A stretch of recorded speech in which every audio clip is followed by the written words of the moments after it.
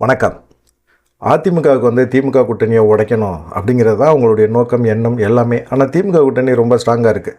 ஆனால் திமுக கூட்டணியில் இருக்கிறவங்களுக்கு வாக்கு சதவீதம் பெருசாக இருக்கா அப்படின்னு பார்த்தீங்கன்னா பெருசாலாம் இல்லை.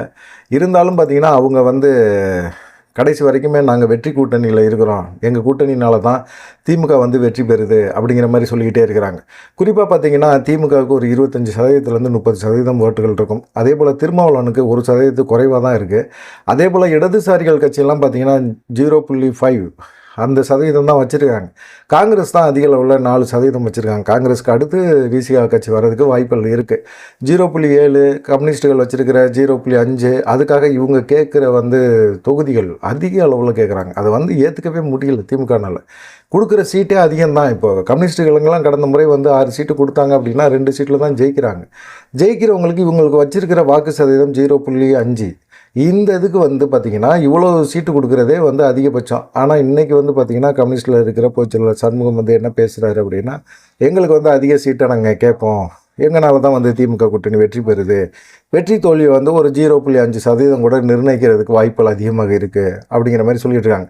ஆனால் திமுக கூட்டணியில் இவங்க தொடர்ந்து இருக்கிறனால திமுக வெற்றி பெறும் அப்படிங்கிற ஒரு நம்பிக்கை இந்த கூட்டணி கட்சிக்குள்ளே இருக்கிறவங்களுக்கு இருக்குது. ஆனால் திமுக பொறுத்த வரைக்கும் இவங்கள்ட்ட நம்ம பேச்சுவார்த்தை நடத்துவோம். அதிக அளவில் தொகுதி கேட்குறாங்க போகிறாங்க அப்படின்னா நம்ம சமாதான பேச்சுவார்த்தை நடத்துவோம். இல்லை அவங்களுடைய பேர அரசியலை கையில் எடுப்போம். பேர அரசியலுக்கும் அவங்க படிக்கலை அப்படின்னா, அவங்க கேட்குறதுல ரொம்ப ஸ்ட்ராங்காக இருக்காங்க அப்படின்னா, சரி நீங்கள் கூட்டணியை விட்டு போயிட்டு வாங்க அப்படின்னு சொல்லி ஒரு கும்பிடு போட்டு அனுப்பிச்சுடலாம். அவங்க எங்கே போவாங்க? அதுக்கு அடுத்து அதிமுகவுக்கு தான் போகணும். இவங்களுக்கு பார்த்திங்கன்னா மதவாத கட்சி பாஜக, அதிமுக பாஜக கூட்டணி அங்கே இருக்குது அப்படிங்கிற மாதிரி இருக்குது. ஆனால் சமீப காலமாக எடப்பாடி பழனிசாமி, பாஜகவை சேர்ந்த நயினா நாகேந்திரன், அப்புறமா எல் முருகன், இவங்க எல்லாமே பார்த்திங்கன்னா சொல்கிற ஒரு விஷயம் என்னென்னா, திமுக கூட்டணியில் இருக்கவங்க எங்களோட பேச்சுவார்த்தை நடத்திட்டு இருக்காங்க, விரைவில் உங்களுக்கு வெளியே தெரியும் அப்படின்னு சொல்லிட்டு இருந்தாங்க. எல்லாருக்குமே பார்த்திங்கன்னா மதிமுக தான், வைகோ தான் வருவார் அப்படிங்கிற மாதிரி எதிர்பார்ப்பு எல்லாத்துக்குமே இருந்தது. காரணம் என்னென்னு கேட்டிங்கன்னா, ராஜ்யசபா சீட்டு அவருக்கு கொடுக்கல. ராஜ்யசபா சீட்டு கேட்டார், ஆனாலும் வயசாகிடுச்சு, இனிமேல் ராஜ்யசபையில் போய் அவர் என்ன பேச போகிறாரு அப்படின்னு சொல்லி இது பண்ணும்போது, ஏற்கனவே ஒரு பையன் துரை வைகோவுக்கு நாடாளுமன்றத்தில் ஒரு தொகுதியை, திருச்சி தொகுதியை ஒதுக்கி விட்டு கொடுத்தாங்க. அதுலேயும் பார்த்திங்கன்னா பலகட்ட பஞ்சாயத்துலாம் பண்ணார் அவர். இருந்தாலும் பார்த்திங்கன்னா சரி, ஒருத்தர் கொடுத்தாச்சு, அவங்க குடும்பத்தில் ஒருத்தருக்கு நாடாளுமன்றத்தில் ஒரு எத்தனை எம்பி ஆக்கி அவரை ஜெயிக்க வச்சு நாடாளுமன்றத்துக்கு அனுப்பிச்சி விட்டாச்சு. ராஜ்யசபா சீட்டு இந்த தடவை வைகோவுக்கு கொடுக்கல. அதுக்காக அவர் என்ன கேட்குறாரு அப்படின்னா, எனக்கு ராஜ்யசபா சீட்டு கொடுக்கல, அப்போ நீங்கள் சட்டமன்றத்தில் எங்கள் கட்சிக்கு மதிமுகவுக்கு ஒரு அதிக தொகுதிகளை கொடுங்க அப்படிங்கிற மாதிரி அவரும் சொல்கிறாரு. கம்யூனிஸ்ட்டுகள் ஏற்கனவே நாங்கள் அதிக தொகுதிகளை கேட்போம் அப்படிங்கிற மாதிரி சொல்லிவிட்டு திமுகவுக்கு எதிரான ஒரு ஆர்ப்பாட்டம், போராட்டம் இதெல்லாம் பண்ணுறாங்க. திமுக தேர்தல், கடந்த சட்டமன்ற தேர்தல் கொடுத்த வாக்குறுதிகளை எதையும் பெருசாக நிறைவேற்றலை, அவங்க 98.5% கூட நிறைவேற்றலை அப்படிங்கிற மாதிரிலாம் அவங்க திமுகவுக்கு எதிராக பேசுகிறாங்க. ஆனால் நாங்கள் கூட்டணியில் இருக்கிறோம் அப்படின்னு பேசுகிறாங்க. இது என்ன லாஜிக்னே தெரியல. ஒன்று ஆளுந்தரப்பை எதுக்குறாங்க அப்படின்னா, எதிர்த்தரப்போடு சேர்ந்து அவங்க போராட்டம் நடத்துறது நல்லது. அதுதான் நல்ல விஷயமா இருக்கும். நாங்கள் கூட்டணி கட்சிக்குள்ளேயும் இருப்போம், ஆனால் நாங்கள் தவறை தட்டி கேட்பேன்னு சொல்லிட்டு எப்போ 5வது வருஷத்தில் கேட்குறாங்க. இது நல்லாவா இருக்குது அப்படிங்கிற மாதிரி கூட்டணிக்குள்ளே இருக்கிறவங்களும் பேச ஆரம்பிக்கிறாங்க. ஆனாலும் பார்த்திங்கன்னா இவர் நயினா நாகேந்திரன்லேருந்து மத்திய இணையமைச்சர் எல் முருகன்லேருந்து எடப்பாடி பழனிசாமிலேருந்து நாங்கள் மெகா கூட்டணி அமைப்போம் அப்படின்னு சொல்லிட்டு இருந்தாங்க. தேமுதிக பாமக எடப்பாடி பழனிசாமி நம்ப தயாரில்லை. ஆனால் அதே சமயத்தில் பார்த்திங்கன்னா திமுக கூட்டணிக்குள்ளே ஒரு சலசலப்பு இருந்துக்கிட்டே இருக்குது. எப்படியா இருந்தாலும் திமுக கூட்டணியை நம்ம சைடு கொண்டு வருவாங்க, யாரையாவது இழுத்துட்டு வருவாங்க அப்படின்னு பார்த்திங்கன்னா, இப்போ விசிகா மாட்டியிருக்கு அப்படிங்கிற மாதிரி சொல்கிறாங்க. விசிகா விடுதலை சிறுத்தைகள் திருச்சியில் இப்போ சமீபத்தில் மதசார்பின்மை காப்போம் அப்படின்னு சொல்லி ஒரு பேரணி ஒன்று நடத்தினார், திருமாவளவன் நடத்தினார். அதில் நடத்தி முடிச்சுட்டு அதில் பார்த்திங்கன்னா கடைசியாக அவர் ஹோட்டலில் ரெஸ்ட் எடுக்கும்போது அவரை போய் வைகை செல்வன் சந்தித்து பேசியிருக்காரு. அதிமுகவோட முன்னாள் அமைச்சர் வைகை செல்வன் திருமாவளவனை சந்தித்து தனியாக கிட்டத்தட்ட ஒரு அரை மணி நேரம் பேசியிருக்கிறாங்க. அரை மணி நேரத்தில் என்னையா பேசினாங்க அப்படின்னு பார்த்திங்கன்னா, சும்மா தாங்க, இது அரசியல் நிமித்தமாக பேசலை, இந்த பேரணி எப்படி நடந்துச்சு அப்படிங்கிற ஒரு விஷயத்தை தான் சத்தி பேசுவோம் அப்படிங்கிற மாதிரி வைகை செல்வன்லாம் பேட்டியெல்லாம் கொடுக்குறாரு.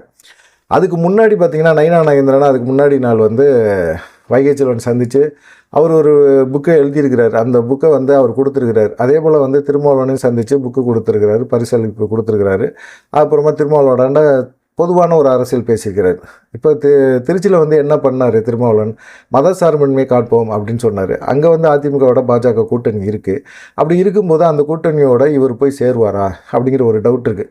ஆனால் தேர்தல் அரசியல் அப்படிங்கிறது வேறு, கொள்கையில் வந்து அதெல்லாம் நாங்கள் பார்க்க மாட்டோம். தேர்தலுக்கான அரசியல், அந்த தேர்தல் முடிஞ்சால் அந்த கூட்டணியிலேருந்து நாங்கள் உடனே வெளியே வந்துடுவோம். அதுக்கப்புறமா அந்த கூட்டணியில் நின்று ஜெயித்த பிறகு அந்த கூட்டணி கட்சிக்காரங்களே நாங்கள் எதிர்ப்போம் அப்படிங்கிற மாதிரி தான் ஒரு தேர்தல் அரசியலை ஒரு கணக்கை வந்து இப்போ திருமாவளவன் சொல்ல ஆரம்பிச்சிட்டே இருக்கார்.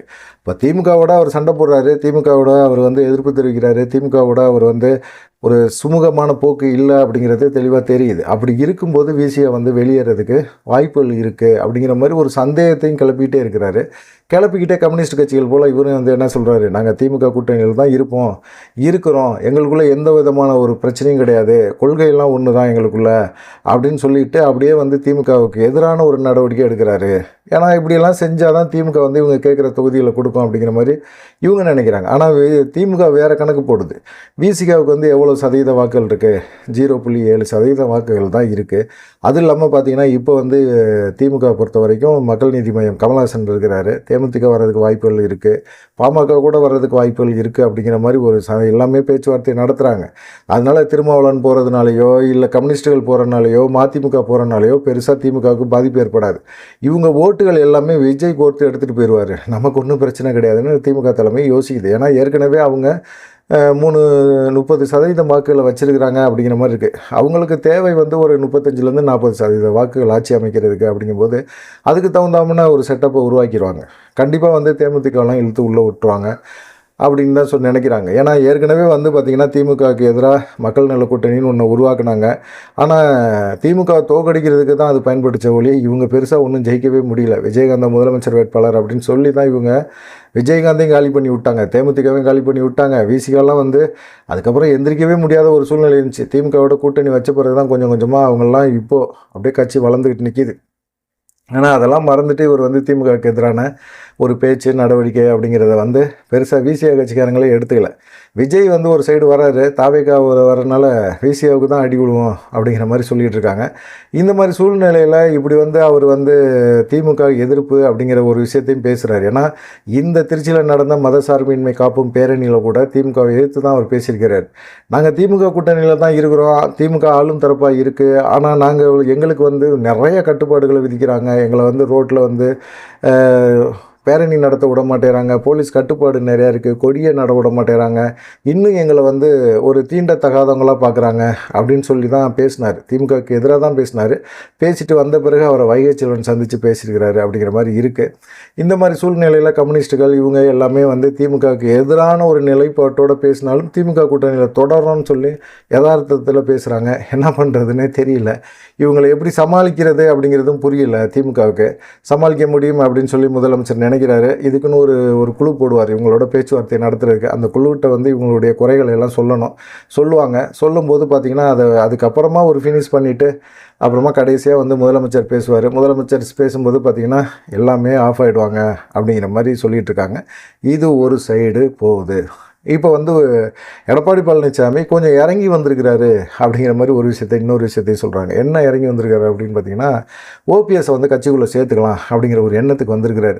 ஆனால் இவருடைய எண்ணங்கள் எல்லாமே என்னன்னு கேட்டிங்கன்னா, ஓபிஎஸ்ஸை ஏன் கட்சிக்குள்ளே சேர்த்துக்கலாம் அப்படிங்கிற ஒரு எண்ணம் வந்திருக்காரு அப்படின்னா, பாஜக கொடுக்குற டார்ச்சர், பாஜக மிகப்பெரிய ஒரு அழுத்தத்தை வந்து எடப்பாடி பழனிசாமிக்கு கொடுத்துக்கிட்டே இருக்கிறாங்க.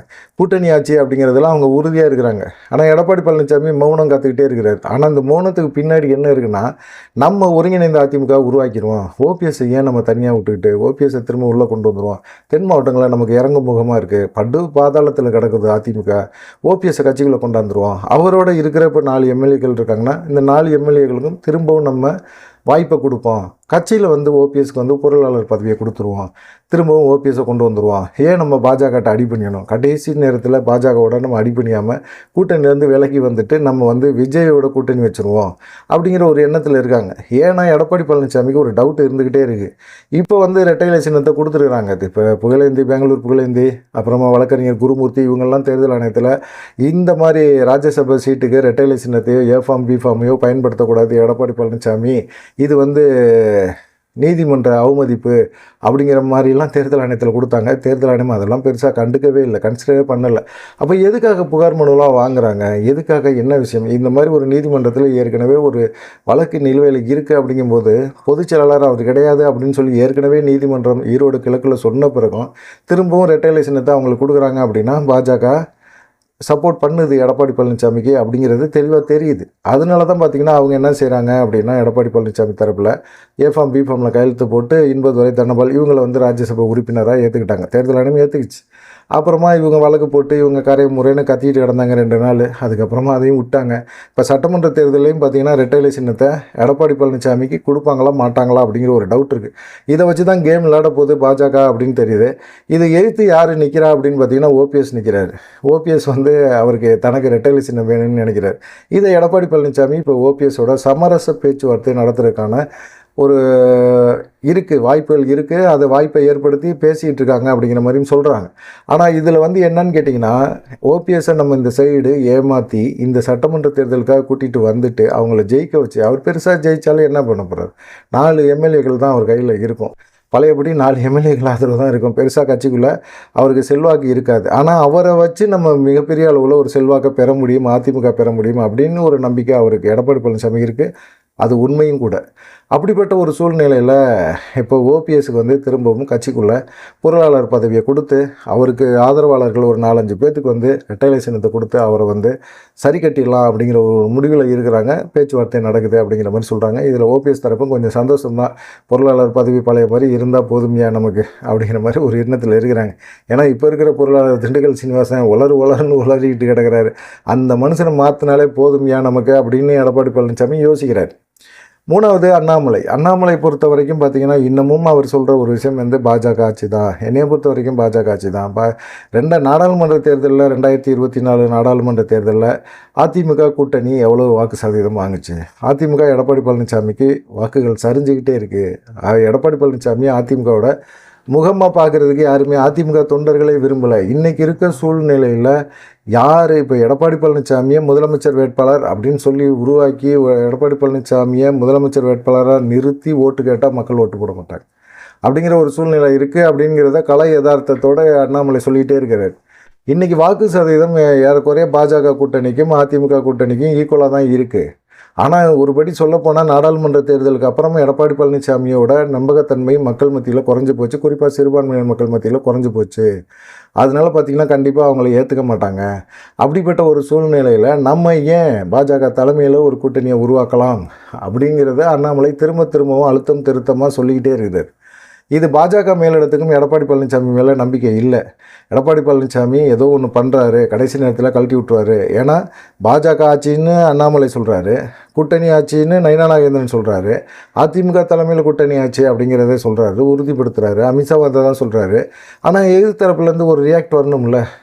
எந்த ரியாக்ஷனும் பண்ணாமல் அமைதியாக இருக்கிறாங்க, மௌனமாக இருக்கிறாங்க அப்படின்னா ஒன்று சம்மதத்துக்கு அறிகுறியாக இருக்கணும். இல்லை அப்படின்னா பாஜகவை கழட்டி விடுற நோக்கத்தில் ஏதோ ஒன்று சதி பண்ணுறாங்க அப்படிங்கிற ஒரு எண்ணமாக இருக்கலாம். அதுக்கப்புறம் தேர்தல் முடிஞ்சு நம்ம ஒரு வேளை ஜெயித்தோம்னா பாஜகவோட அனுசரணையாக போகலாம். இல்லைன்னா காலில் விழுந்து புதக்கட்டின்னு காலில் வந்து ஐயா மன்னிச்சிங்கய்யா, தெரியாமல் தப்பு பண்ணிட்டோம்யா அப்படிங்கிற மாதிரி கெஞ்சி கூத்தாடி ஒரு வேலையை பார்த்துடலாம் அப்படிங்கிற மாதிரி எடப்பாடி பழனிசாமி நம்புகிறாரு. ஆனால் இதை வந்து அமித்ஷா விடமாட்டார் அப்படிங்கிற மாதிரி எண்ணம் தான் எல்லாத்துக்குமே இருக்குது. எடப்பாடி பழனிசாமியோட போக்கு பிடிக்காம தான் அண்ணாமலை அந்த மாதிரி பேசிகிட்டு இருக்காரு. அவர் வந்து பேசுகிறதுக்கு மிக முக்கியமான காரணம் பாஜக மேலிடம் கொடுக்குற அசைன்மெண்ட்டு தான். இதனால தான் நயினா நாகேந்திரன் கூட வாய் திறக்கலை அப்படின்னு சொல்கிறாங்க.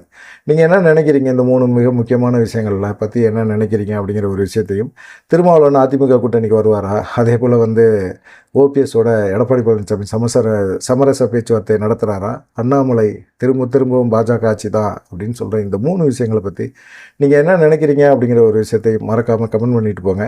அதுக்கு முன்னாடி நம்ம சேனலை வந்து சப்ஸ்கிரைப் பண்ணிடுங்க. நன்றி, வணக்கம்.